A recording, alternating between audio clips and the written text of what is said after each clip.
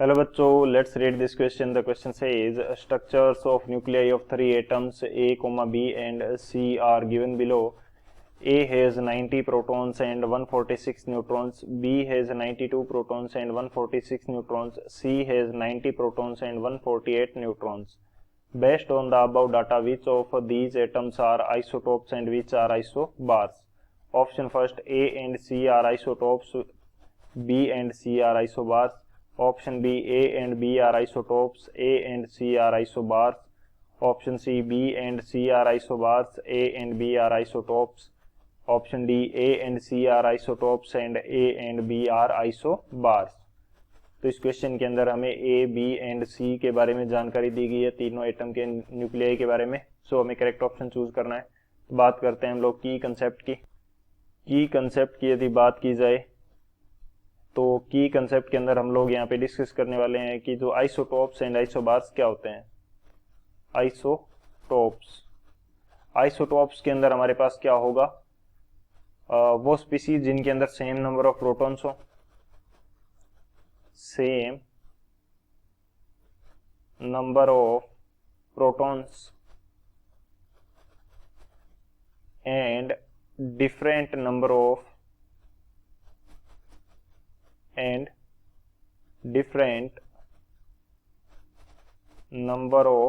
Neutrons, different number of neutrons होंगे, ये isotopes होते हैं। सेकंड हम बात करेंगे आइसोबार्स की।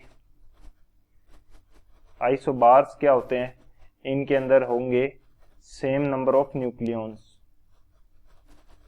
Same number of nucleons.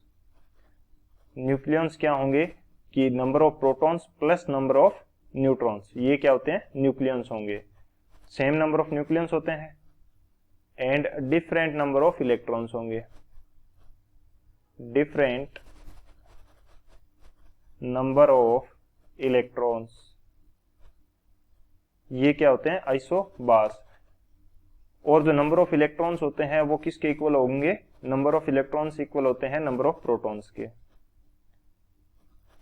Number of electrons जो हैं वो किसके इक्वल होते हैं, नंबर ऑफ प्रोटॉन्स के। तो ये हमारे तीन की कंसेप्ट रहेंगे। इन तीनों की कंसेप्ट की हेल्प से हम इस क्वेश्चन को सॉल्व करते हैं। सॉल्यूशन की यदि बात की जाए तो सॉल्यूशन हमारे पास क्या होगा, हमें जो एलिमेंट ए है या एटम ए है उसके न्यूक्लियस के बारे में जानकारी दी गई है। प्रोटॉन्स कितने हैं इसके अंदर, प्रोटॉन्स है 90। न्यूट्रॉन्स हमारे पास कितने हैं, न्यूट्रॉन्स हैं हमारे पास 146 एंड न्यूक्लियॉन्स कितने हो जाएंगे, न्यूक्लियंस हो जाएंगे 90 प्लस 146 यानी कि कितने हो गए, 236 हो गए, 236। इसी तरह से यदि मैं बात करता हूं बी की तो उसके अंदर प्रोटॉन्स कितने हैं 92, न्यूट्रॉन्स कितने हैं, न्यूट्रॉन्स हमारे पास है 146 एंड न्यूक्लियंस कितने हो जाएंगे, न्यूक्लियंस हो जाएंगे हमारे पास 92 प्लस 146 यानी कि ये आ जाएगा 238।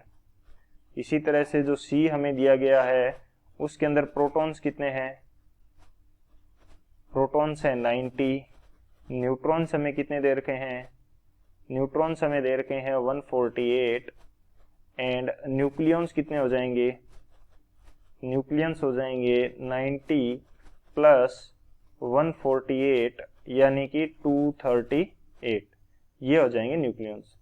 अब आइसोटोप्स कौन से होंगे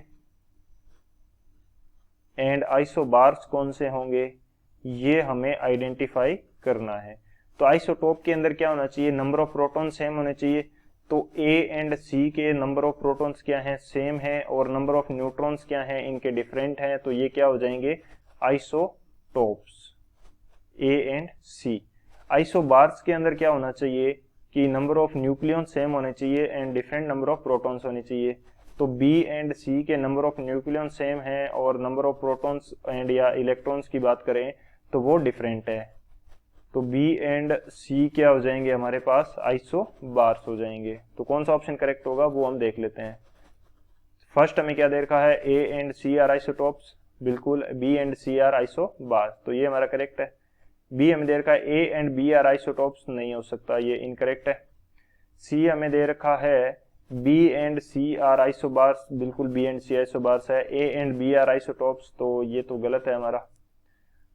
डी हमें दे रखा है A and C are isotopes, बिल्कुल सही बात है। A and B are isobars, ये गलत है, तो ये फोर्थ भी गलत हो जाएगा। करेक्ट ऑप्शन कौन सा हो जाएगा, फर्स्ट हो जाएगा। So option A is the final answer. I hope you understood it well. Best of luck, thank you.